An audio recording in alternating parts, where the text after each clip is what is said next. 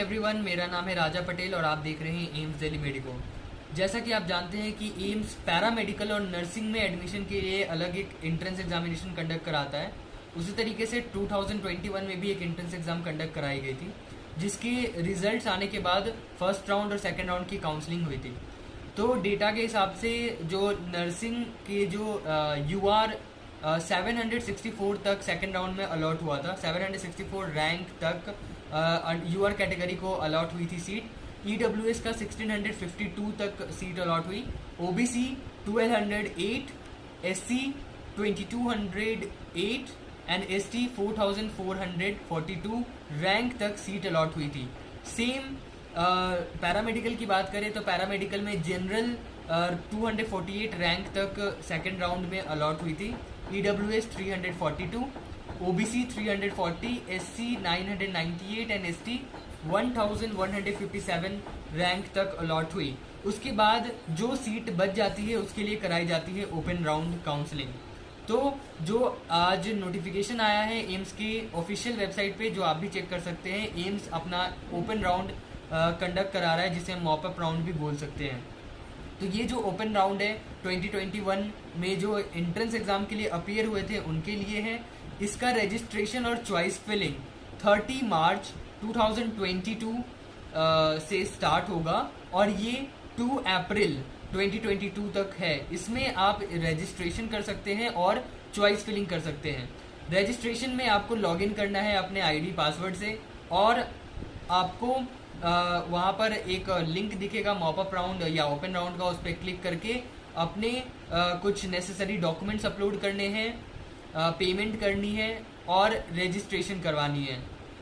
और फिर आपको अपने कॉलेजेस, जिन जिन कॉलेज में जो जो सीट खाली है उसके लिए एक लिस्ट निकाली गई है, जो आप यहाँ पर देख सकते हैं। ये जो लिस्ट है नर्सिंग और पैरामेडिकल में कौन कौन सी सीट खाली है उसके लिए ये लिस्ट निकाली गई है। अब ये कॉलेजेस आपको चॉइस फिल करनी पड़ेगी। अपनी चॉइस फिल कर सकते हैं कि आपके जो प्रेफरेंस के हिसाब से कौन सा मेडिकल कॉलेज आप चूज़ करना चाहते हैं एज पर योर प्रेफरेंस। तो ये जो चॉइस फिलिंग है 30 to 2 अप्रैल के बीच में होंगी। फिर आपको कुछ डॉक्यूमेंट्स अपलोड करने पड़ेंगे and the documents are, first of all आपने जो एम्स का एंट्रेंस एग्जाम दिया था तो एडमिट कार्ड, सेकंड आपका 10th पासिंग सर्टिफिकेट, और ये 10th passing certificate date of birth को कंफर्म करने के लिए अपलोड करवा रहे हैं। फिर 12th की marksheet, third document is 12th marksheet, fourth is caste certificate, caste certificate of OBC, EWS, SC and ST। और एक चीज़ जो आपको याद रखनी है ये कि जो आपका सर्टिफिकेट होगा वो 15 जून 2020 से लेके 28 दिसंबर 2021 तक की वैलिड मानी जाएगी। अगर 15 जून 2020 से पहले का आपके पास सर्टिफिकेट है तो वो इनवैलिड होगा, वो उससे आप OBC, SC, ST की सीट अवेल नहीं कर पाओगे। और अगर 28 दिसंबर 2021 के बाद की है तो भी आप सीट अवेल नहीं कर पाओगे। इनके अंदर के सर्टिफिकेट्स है तो आप सीट अवेल कर सकते हैं of OBC, SC, ST category के।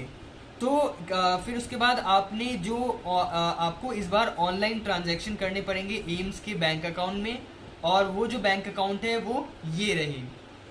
तो गाइज आपको क्या करना होगा कि पैरामेडिकल की काउंसलिंग कराना चाहते हैं तो 5000 का अमाउंट आपको एम्स के बैंक अकाउंट में ट्रांसफ़र करना पड़ेगा, और नर्सिंग की काउंसलिंग करा रहे हैं तो आपको 25,000 ट्रांसफ़र करनी पड़ेगी। और ट्रांसफ़र करते समय जो रिसिप्ट आएगी उस रिसिप्ट को एज अ प्रूफ आपको अपने रजिस्ट्रेशन के वक्त अपलोड करना है, जिसमें आपने बहुत सारे डॉक्यूमेंट्स अपलोड किए like admit card, passing certificate, 12th marksheet, caste certificate. उसके साथ प्रूफ ऑफ ऑनलाइन ट्रांजैक्शन आपको अपलोड करना पड़ेगा। एंड द लास्ट 6 सर्टिफिकेट जो कुछ कैंडिडेट PWD होते, PWDs के लिए अप्लाई करते हैं, उनके सर्टिफिकेट्स होने चाहिए जो एक वैलिड इंस्टीट्यूशन से बने होने चाहिए। ये सारे करने के बाद आपका जो रिज़ल्ट है वो 9 अप्रैल को दिया जाएगा। उस रिज़ल्ट में सीट एलोकेशन आपको की जाएगी। ओपन राउंड में जो जो सीट बच गई हैं उसको एलोकेट किया जाएगा। अगर आप ये काउंसलिंग करा रहे हैं तो ये मैंडेटरी है कि आप उस सीट को ले लें। क्योंकि आप इसे छोड़ नहीं सकते हैं। और अगर आप सीट को छोड़ते हैं तो आपका जो 25,000 या 5,000 आपने सबमिट कराए हैं एज अ सिक्योरिटी डिपॉजिट, वो आपको रिफंड नहीं होगी। और रिफंड के ये रूल्स हैं कि अगर आपका एडमिशन हो जाता है आपके कॉलेज में, तो जो नर्सिंग के बच्चों ने 25 के सबमिट किया है वो एडमिशन के बाद आपको रिफंड कर दी जाएगी, और जो 5 के पैरामेडिकल के लिए आपने सबमिट किया है वो भी रिफंड कर दी जाएगी। और जिन बच्चों को सीट अलॉट नहीं हुई है उनके भी पैसे उनके बैंक अकाउंट्स में रिफंड कर दी जाएगी। तो 9 अप्रैल को रिजल्ट आने के बाद आप सीट एक्सेप्ट कर सकते हैं अपने रिस्पेक्टिव कॉलेज में जाके। फ्रॉम 11 अप्रैल टू 13 अप्रैल आपको अपने ओरिजिनल डॉक्यूमेंट्स के साथ जाने पड़ेंगे अपने रिस्पेक्टिव एम्स में, और वहाँ पे आपको अपना डॉक्यूमेंट वेरिफिकेशन कराने पड़ेंगे। डॉक्यूमेंट वेरिफिकेशन के बाद मेडिकल होता है, वो आपको फर्दर इन्फॉर्मेशन आपके कॉलेज में मिल जाएगा। तो इसमें जो सबसे इम्पॉर्टेंट चीज़ ये है कि आप जो 5,000 का पेमेंट करेंगे उसमें आपका जो अमाउंट, ट्रांजैक्शन डेट और आईडी है वो मेंशन होने चाहिए, वही चीज़ आप अपलोड करें। और आपका जो डॉक्यूमेंट वेरिफिकेशन होगा वो आपके एम्स आपको आपके वेबसाइट, अपने वेबसाइट या ईमेल आईडी के थ्रू आपको बता देगा कि आपके डॉक्यूमेंट्स हुए या नहीं हुए।